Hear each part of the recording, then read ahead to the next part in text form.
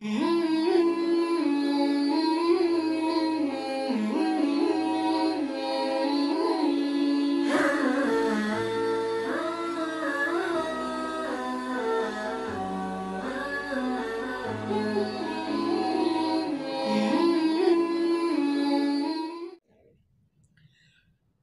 ayyuhalladzina amanu taqullaha wa dzaru ma baqiya minar riba in kuntum mukminin.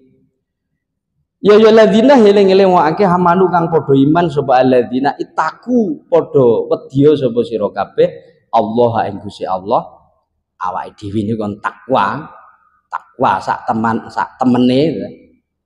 Kados lek teng tiap Jumat niku awake dhewe kan dielingne takwa Allah.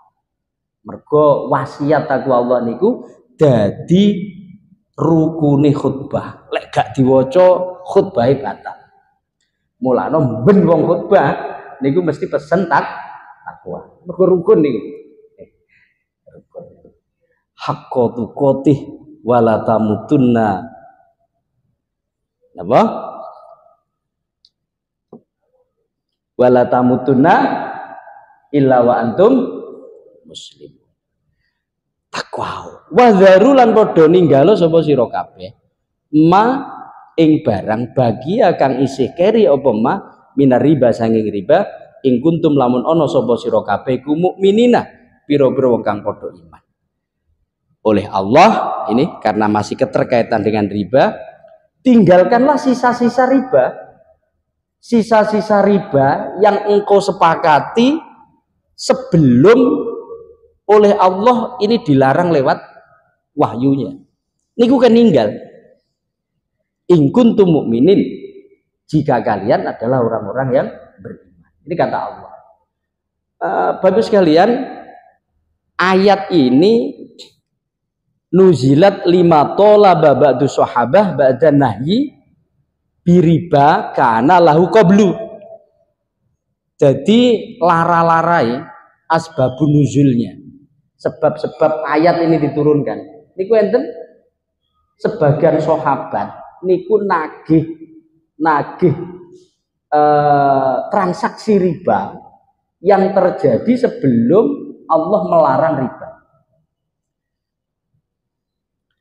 Lah lek tenggene tafsire kila huwa Utsman bin Affan wal Abbas.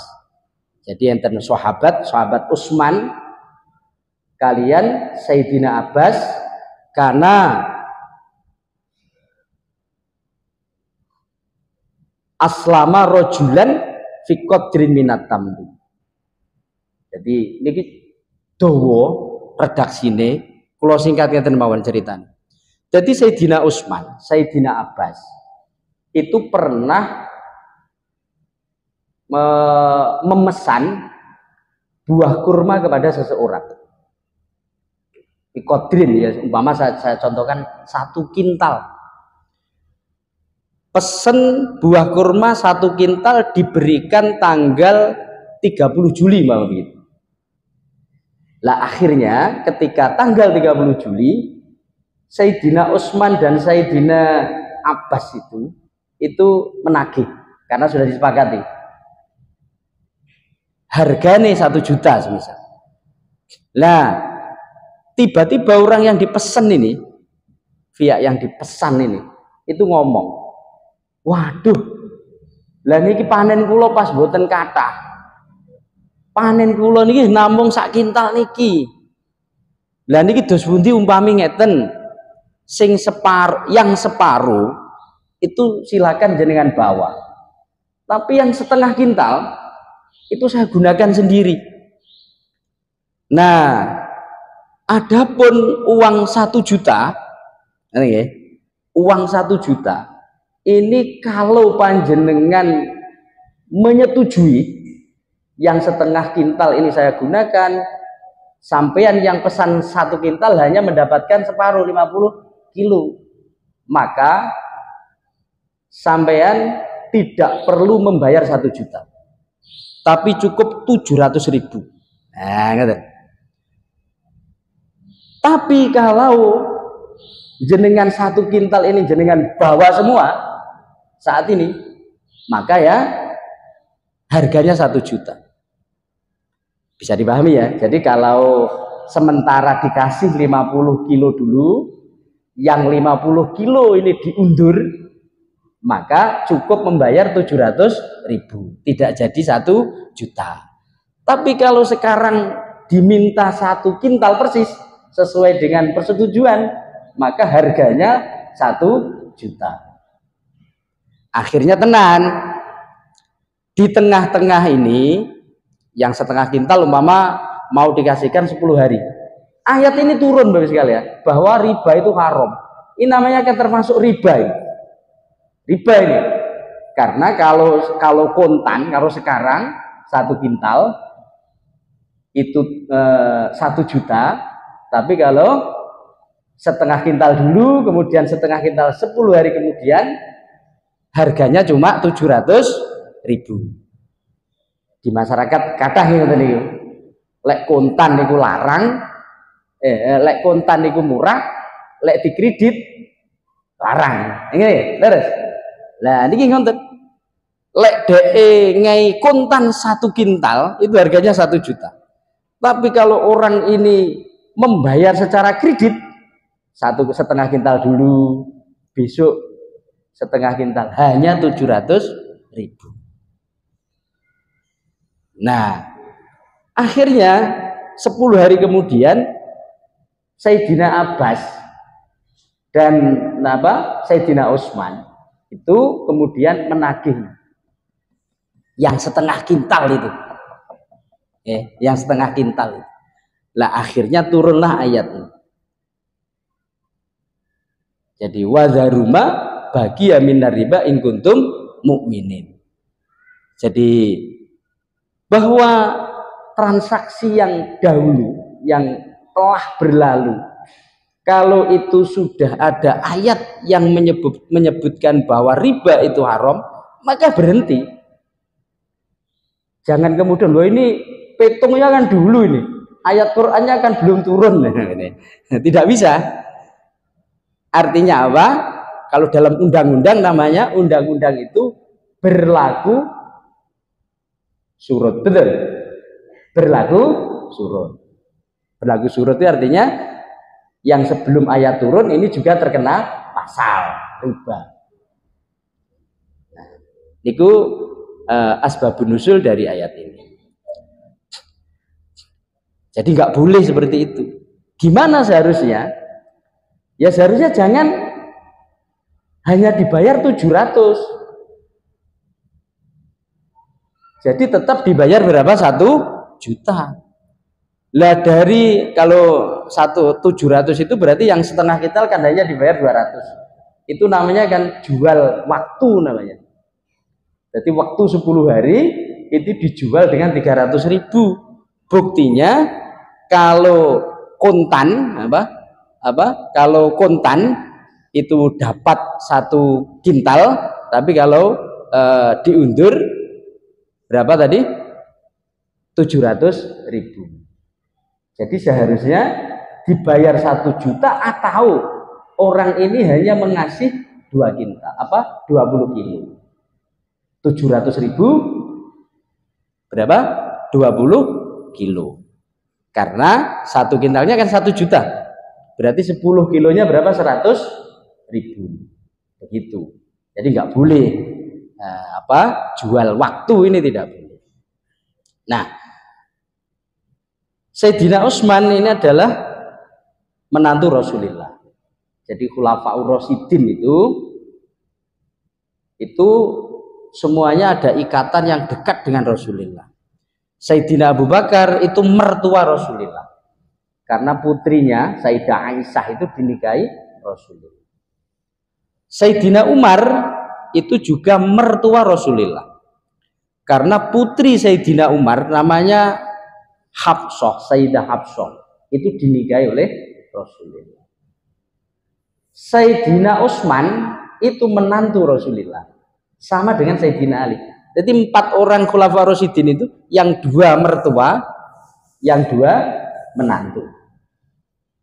Nah, Sayyidina Utsman itu menikahi Sayyidah Ruqayyah dengan Sayyidah Ummi Kulsum. makanya disebut dijuluki Dzunnurain. Dzunnurain. Dzunnurain atau Dzunnurain itu julukan dari Sayyidina Utsman. Orang yang mempunyai dua cahaya, karena beliau menikahi dua putri Rasulullah. Apa bareng? Tidak. Jadi Ruqayyah kemudian meninggal Ummi Kulsum. Lho ngoten niku oleh lho nggih.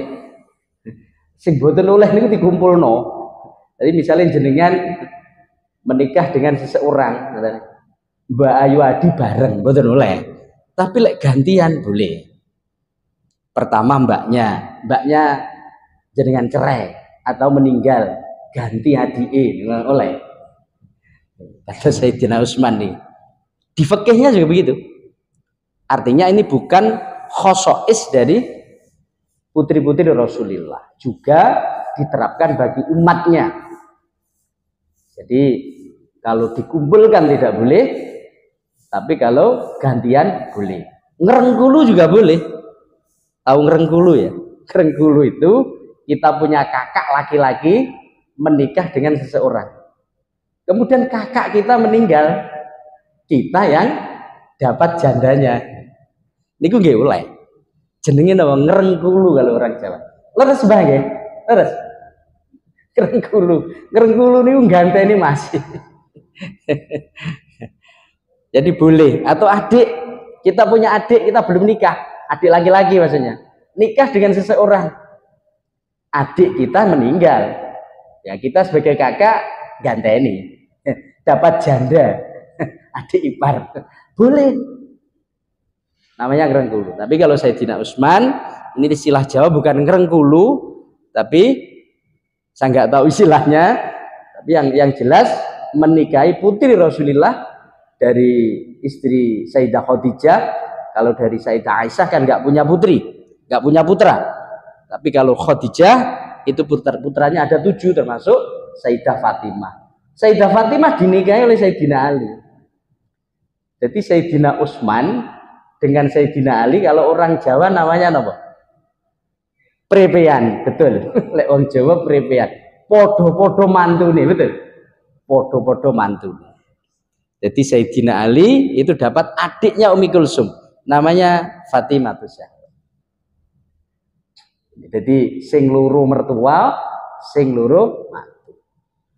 Lah inilah kemudian pola-pola seperti ini Bapak sekalian itu digunakan oleh kebanyakan pondok-pondok pesantren. Jadi untuk mendekatkan tali keluargaan, untuk menjaga kondusivitas pesantren itu biasanya menjodohkan dengan keluarga dekatnya. Jadi ngelumpuk nih belum. Oke. Ini sering dilakukan oleh banyak pondok pesantren, termasuk Lirboyo, Sidogiri, banyak ya. Nah, dari 4 ini yang istimewa itu Sayyidina Ali. Kalau Sayyidina Abu Bakar itu bukan keluarga dekat Rasulullah. Sayyidina Umar juga bukan. Sayyidina Utsman juga bukan. Tapi kalau Sayyidina Ali itu keluarga dekat. Dengan Kanjeng Nabi niku podo-podo sama-sama cucunya Abdul Muthalib. Jadi Abdul Muthalib itu mempunyai putra, wakilah 9, wakilah 10. Nah, Sayyidina Abbas itu, tadi kan Utsman dan Abbas ngeten nggih. Sayyidina Abbas itu kakaknya Sayyidina Abdullah. Jadi Abbas, Hamzah itu saudaranya semua, saudaranya ayahnya Rasulullah. Jadi Abdullah itu punya saudara laki-laki banyak, 9 kalau wakilah 8. Hamzah, Abu Thalib, ya. Abbas, Abu Lahab, ya itu adalah paman-paman Rasulullah. Lah Sayyidina Abdullah itu ragil. Makanya Sayyidina Ali itu mesanan dengan Rasulullah. Kalau orang Jawa nyebut mesanan ya. Jadi ayahnya Nabi Muhammad dengan ayahnya Sayyidina Ali itu saudara kandung. Sayyidina Abbas kakaknya Sayyidina Abdullah. Lah, mesanan untuk ponaan mesanan. Karena mendapat putrinya Rasulullah. Lah oleh sebab itu, disinilah diantaranya Bapak Ibu sekalian, orang itu disebut Syarif, Makdum, Habib, Sidi, ya. Itu hanya dari jalur Sayyidina Ali dan Sayyidah Fatimah. Sayyidina Utsman itu sakjane kan nggih mantune Kanjeng Nabi to nggih. Garwane sampai luru, tapi keturunane niku senes Syarif, senes Habib. Nggih. Tidak semulia ini. Jadi yang mulia ini hanya dari jalur Sayyidah Fatimah, Sayyidina Ali. Salah satu alasannya adalah karena memang yang dari trah Abdul Muthalib itu ya Sayyidina Ali. Yang lain bukan. Nah, ini kalau bertanya, ada yang tanya, lu sama-sama keturunannya Rasulullah kok hanya dari jalur Sayyidina Ali. Dari jalur Sayyidina apa? Sayyidah Fatimah. Kok yang dari Ruqayyah kok bukan? Dari Ummi Kulsum kok bukan? Jadi ini salah satu alasan kenapa jalur nasab Rasulullah itu yang kemudian dihormati dengan berbagai macam gelar. Ada yang menyebut Habib, yang menyebut Syarif, Sidi, Makdum, ya, dan sebutan-sebutan yang lain itu hanya dari jalur Sayyidah Fatimah, khusus Sayyidah Fatimah. Lagi antaranya karena apa? Suaminya ini satu-satunya yang jalur dari Abdul Muthalib. Ya, tadi. Yang lain boten, sing lain. Di antaranya yang ada. Jadi cerita nasab nih. Nek usum gegeran nasab nih. Gegeran nasab. Lek kula boten tertarik. Mergo nasab niku tidak menjadi apa? Satu-satunya hal yang penting seseorang menjadi mulia, apalagi mulia di hadapan Allah. Yang mulia di hadapan Allah itu adalah orang-orang yang bertakwa, yang akhlaknya baik. Nasab siapapun, begitu pula orang jelek itu juga bukan satu-satunya karena nasab. Nasab siapapun itu bisa saja menjadi orang yang sangat-sangat buruk di mata Allah, sangat buruk di mata manusia. Kan'an itu putra Nabi. Niku enggak karu-karuan nggih. Abu Lahab niku nggih pamane Kanjeng Nabi nggih. Mboten karu-karuan. Jadi artinya tidak usah membahas tentang nasab yang kemudian dijual belikan, yang kemudian menjadi sombong-sombongan. Tidak ada artinya. Senasab siapapun, setinggi apapun, kalau orangnya ini akhlaknya tidak baik, ketakwaannya rendah. Lek nasab niku ndadekne wong mulya ndekne apik. Ya Abu Lahab ya gak ngono. Kan'an ya ora mlebu neraka sak lawase wong niku ya putra Nabi Nuh. Qabil ya ora kaya ngono. Itu juga putra Nabi. Ini penting kita sampaikan.